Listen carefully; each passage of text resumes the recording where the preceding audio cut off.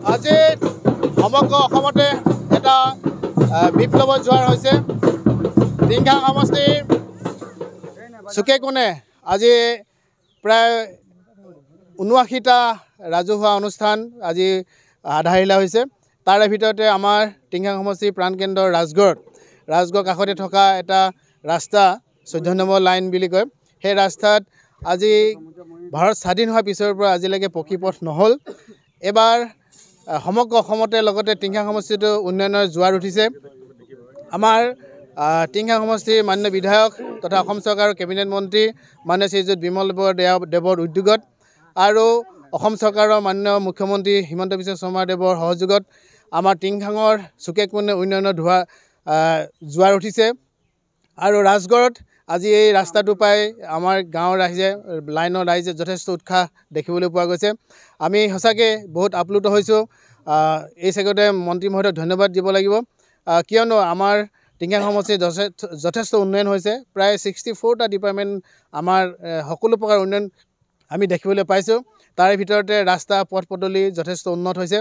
আমি এই চেগতে আমাৰ মন্ত্ৰী মহোদয়ক অশেষ ধন্যবাদ আৰু কৃতজ্ঞতা জনাম। আমাৰ ৰাজগড়বাসী হৈ টিংখাং সমষ্টিবাসী হৈ যথেষ্ট ধন্যবাদ আৰু কৃতজ্ঞতা জনাম।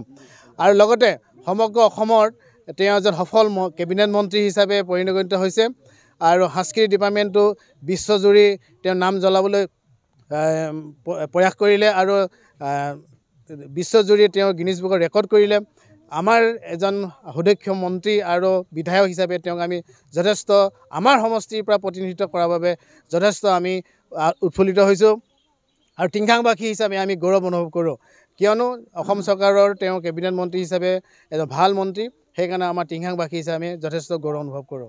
আজি আমাৰ টিংখাং সমষ্টি ৰাইজৰ কাৰণে এটা বিশেষ দিন আমি ভাবিছোঁ, কাৰণ আজি অসমৰ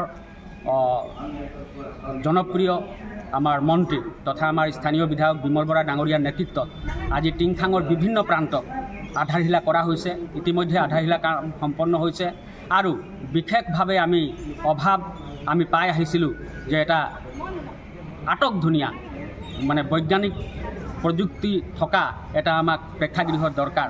আৰু সেই কথাটো মন্ত্ৰী মহোদয়ে নিজেই আমাৰ লগত আলোচনা কৰিছিল আৰু জুৰিয়াই থান পৰিচালনা সমিতি ৰাজগড়বাসী ৰাইজে তেখেতৰ লগত আলাপ আলোচনা কৰাৰ পিছত আজি আমি শ্ৰী শ্ৰী জুৰিয়াই থান চৌহদত ১,৮০,০০,০০০ টকা অসম চৰকাৰৰ CSR পুঁজিৰ ১,৮০,০০,০০০ টকাৰ ব্যয়েৰে নিৰ্মাণ হ'ব লগা এই প্ৰকল্পৰ আধাৰশিলা ইতিমধ্যে সম্পন্ন হৈছে।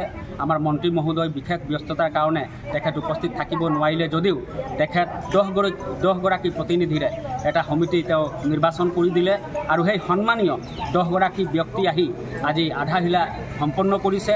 আৰু আমি আশা কৰিম যে মন্ত্ৰী বিমল বৰা ডাঙৰীয়াই যিটো সপোন দেখিছে সেই সপোন সঁচাকৈ আমি বাস্তৱত ৰূপ দিব লাগিব, কাৰণ এই প্ৰকল্পটো হৈ উঠিলে আমি নভবাৰ নিচিনাকৈ কাৰণ ১,৮০,০০,০০০ টকাৰ যেতিয়া প্ৰকল্প হ'ব এইটো সম্পূৰ্ণ বৈজ্ঞানিক ভিত্তিত হ'ব।